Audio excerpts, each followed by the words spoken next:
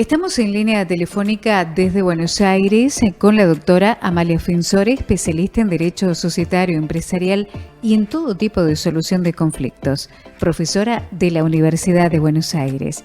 Le damos la bienvenida al programa porque queremos hablar de contratos de corretaje. ¿Qué tal, Mara? ¿Cómo estás? Muy buenas tardes, Amalia. Bienvenida. Gracias, un placer estar con vos nuevamente. Hoy vamos a hablar, Mara, de otro tipo de contratos. Acordate que siempre estamos hablando contratos especiales, ya vimos bastantes, como compraventa, etcétera. Y hoy, si te parece, podemos dar comienzo a contratos de corretaje.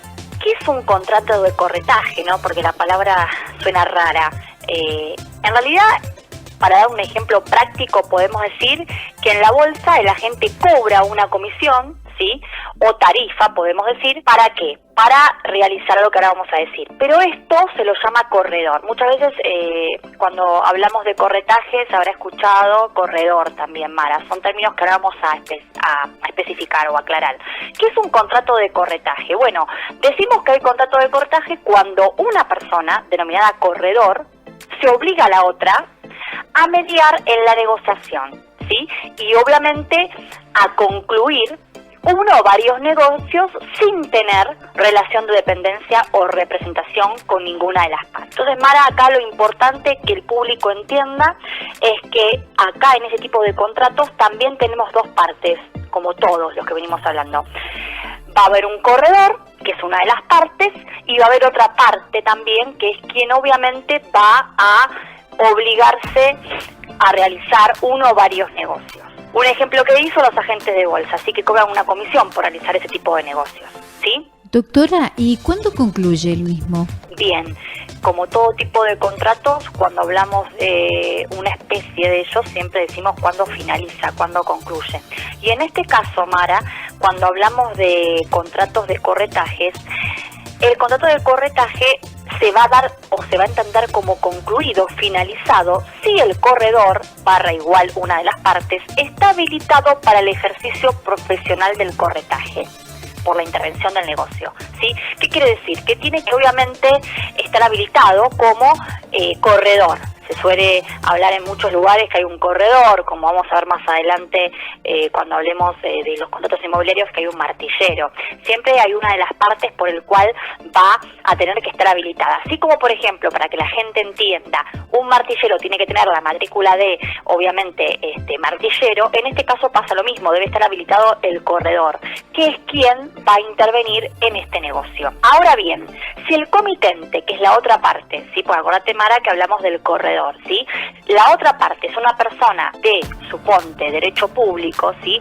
Ese contrato de corretaje se va a tener que ajustar a reglas específicas, ¿sí? Una cosa es en el derecho privado, donde nosotros podemos acordar un convenio entre partes, y otra cosa es que pertenezca, obviamente, a lo que es orden pública. ¿Y en este caso los que actúan son personas físicas o jurídicas? Bien ahí, Mara. En realidad es indistinto, ¿sí? Pueden actuar tanto personas físicas, humanas, a partir de la reforma del Código Civil, Mara, te corrijo que la persona física es igual a decir persona humana o jurídica. O sea, los dos tipos de personas jurídicas, de sociedades, empresas o humanas pueden participar de este tipo o especie de contrato de corretaje. ¿Y cuáles son las obligaciones del corredor? Bueno, como todo tipo de contrato, siempre hablamos de dos obligaciones, así que está muy bien tu pregunta. Creo que es lo más rico que tiene el contrato, que es la parte de obligaciones, contratos en general. En este caso, el corredor, una de las partes, primero, se va a obligar a ¿qué?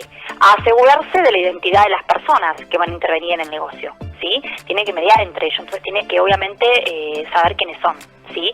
Por otro lado, proponer los negocios con exactitud, precisión, claridad, ¿sí? A su vez también debe comunicar a las partes todas las circunstancias que sean de su conocimiento, ¿sí? Por otro lado, otra de las obligaciones que tiene es mantener la confidencialidad, ¿sí? Que es muy importante. asistir en las operaciones hechas con su intervención y también, ¿por qué no?, guardar muestras de los productos que se negocien, por ejemplo, ¿no? Estas son las obligaciones que hacen al corredor, Mara. ¿Y cuándo el corredor tiene derecho a la comisión? Buena pregunta e importante. ¿Por qué? Porque obviamente hay una comisión y él va a tener derecho a la comisión estipulada si el negocio se celebra, es decir, Mara, sí o solamente como resultado de su intervención, ¿sí? Si no hay ninguna estipulación, suponte que el contrato no dice absolutamente nada, tiene derecho al uso en el lugar de celebración del contrato o en su defecto en el lugar en que principalmente se haya realizado el mismo, ¿sí?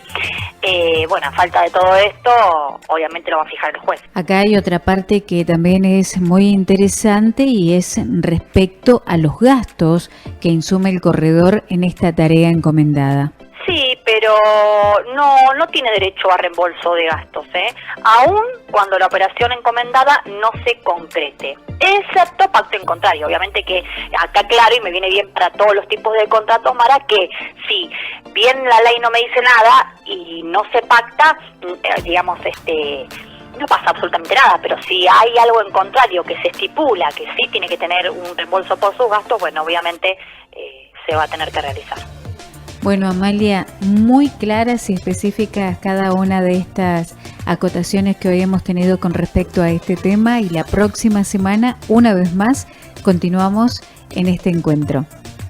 Bueno, Mara, es un placer estar con vos nuevamente. Te deseo muy buen fin de semana a vos y a todo el público de San Juan y a que nos está escuchando. Un placer.